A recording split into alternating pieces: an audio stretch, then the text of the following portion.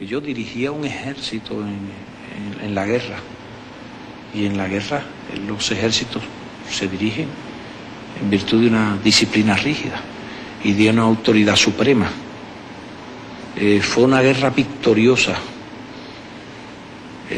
Cuando terminó esa guerra yo tenía personalmente un gran poder, pero yo no utilicé la victoria ni la revolución para adquirir más poder.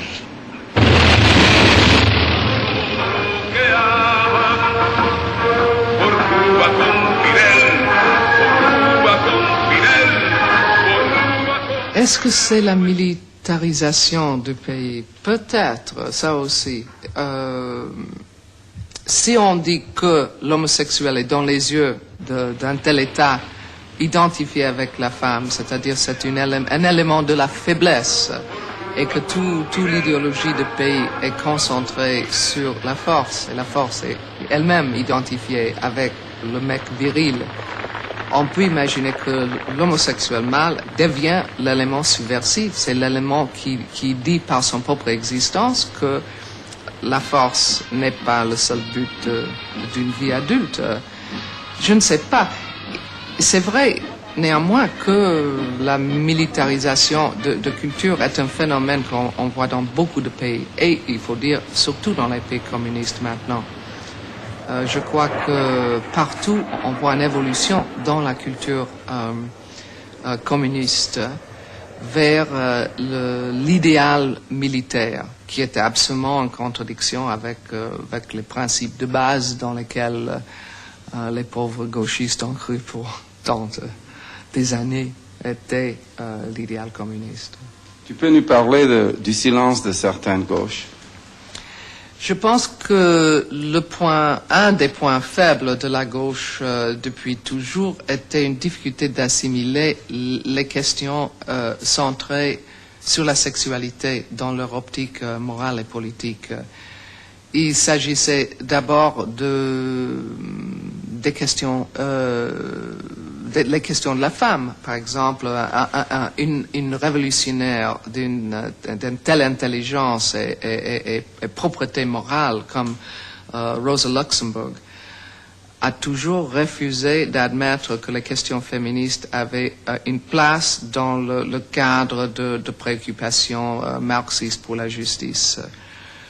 Et comme les questions qui concernent la femme ou d'autres identités sexuelles étaient à côté, étaient sans profondeur. Ça, c'est un héritage, si on peut dire même, entre guillemets, puritain, qui reste très profondément dans les mœurs de la gauche.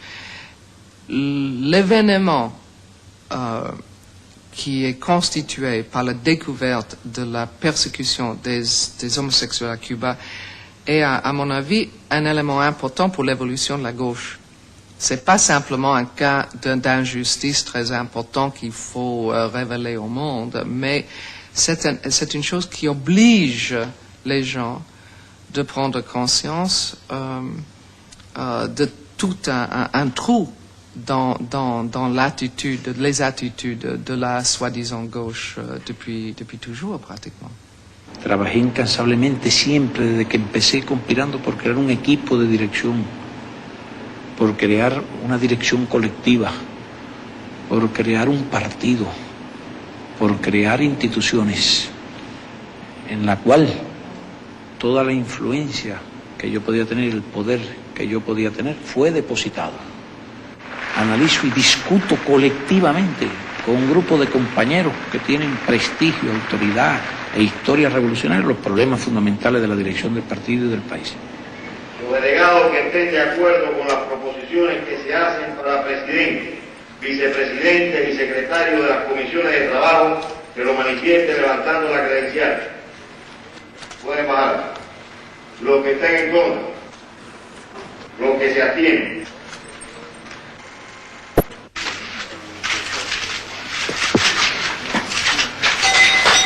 22 années passées dans les prisons du régime de Fidel Castro, un poète de 45 ans, Armando Valladares, arrive à Paris, libéré grâce à une intervention personnelle du président François Mitterrand.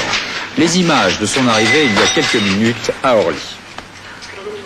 L'organisation humanitaire Amnesty International, puis le Vatican demandent sa libération, mais finalement c'est l'intervention personnelle du président François Mitterrand qui saura convaincre M. Fidel Castro d'ordonner la libération de M. Valladares. Vous le voyez ici avec sa femme, ils ne s'étaient pas vus depuis 3 ans.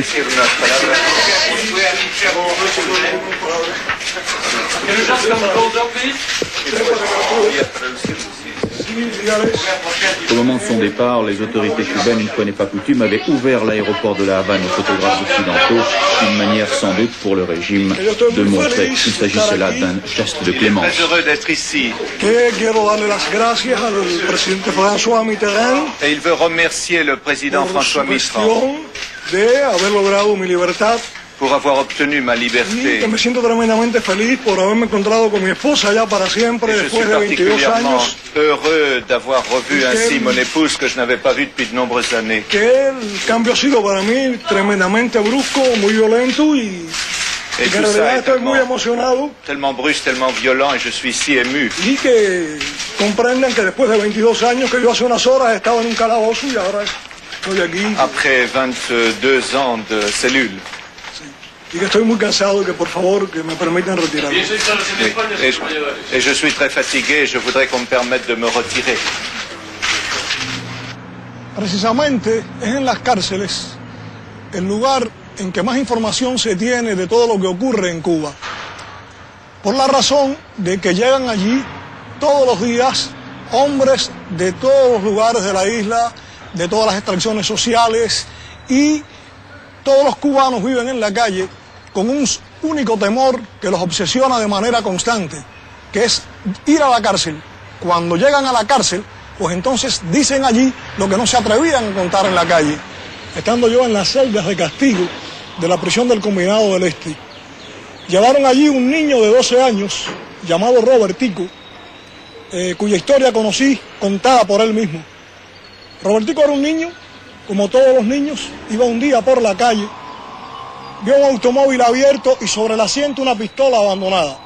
Robertico tomó la pistola, apuntó al cielo jugando y efectuó un disparo. Salió un oficial del Ministerio del Interior, que era el dueño del automóvil, maltrató físicamente a Robertico, lo llevó a una estación de policía y este niño fue condenado hasta la mayoría de edad. Lo llevaron para la prisión del Combinado del Este y, sin tener en cuenta sus cortos años, lo metieron en un pabellón donde habían presos comunes que llevaban muchos años en la cárcel, hombres degenerados, morales y mentales incluso, y a los pocos días 5 de estos hombres violaron a Robertico.